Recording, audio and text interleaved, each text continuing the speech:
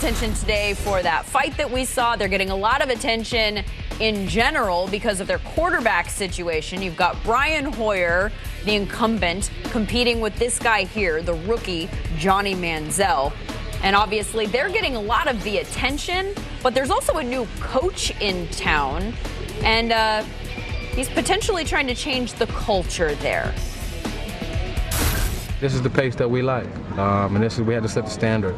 Yesterday was below standard. Today was, right there around it. We can get a little better, but that's what we want. Everybody think that fighting is bad, but fighting is not bad when you have helmets on and you're not throwing punches. As guys is getting frustrated, as both sides of the ball getting heated, both sides of the ball being physical, and that's what we want. We don't want two nice sides of the ball. We don't want nice offensive linemen. We don't want nice defensive linemen. We want guys that are nasty and that want to drive guys back in the fourth quarter, and that's what we're trying to develop. Nah, I mean, we're cool. I talk to him all the time. There's nothing like, and it's, I mean, he a competitor, I'm a competitor. I wouldn't have it no other way. If he was, tucking his tail, then maybe this wouldn't be the place for him. We're trying to change the culture around here. Like it. Bring it. For more on the position battle that we were discussing earlier, and not the battle on the field, the quarterbacks. We're talking to our general manager, Charlie Casserly, who's been making his way around the league, kind of checking in on some of the highest profile position battles. Kept a close eye on the quarterbacks today at practice. What'd you see there, Charlie? Well, I'll tell you what, in talking to the Browns, Hoyer is ahead right now. I see that not changing before the beginning of the regular season. And again, no one knows what's going to happen between now and then, but that's my opinion. Today was not a plus at the quarterback position for the Cleveland Browns. I don't think either quarterback really distinguished himself into a winning quarterback in their practice today.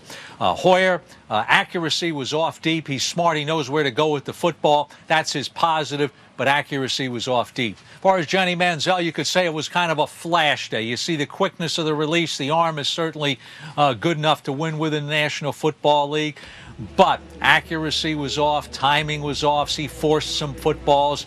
Pressure bothered him, I thought, maybe a little bit at times. But then you'd see a couple of those flash plays where he slid in the pocket and made a good throw and looked like you want him to look. He is staying disciplined in the pocket. He's working real hard on that.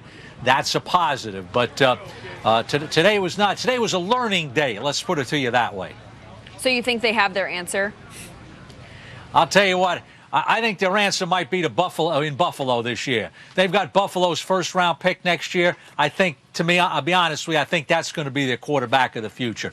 Nothing against these two young men, but I think Brian Hoyer is a guy, there's no outstanding skill with him. He's smart. He knows where to go with the ball. He'll manage the game. He needs playmakers around him. Without Gordon, it's going to be tough for any quarterback here.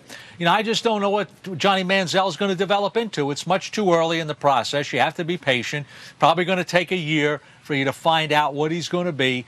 But I don't see a big-time quarterback that jumps out to you when you're watching this thing here. So I think Buffalo's pick and their pick number one next year in a trade, that might be their quarterback of the future. I think their answer's in Buffalo.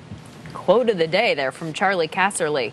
Want to get your thoughts on this skirmish that took place in front of you today here in practice, because obviously that's getting a little bit of attention. Sean Merriman said that this is probably the biggest fight that he's ever seen in camp.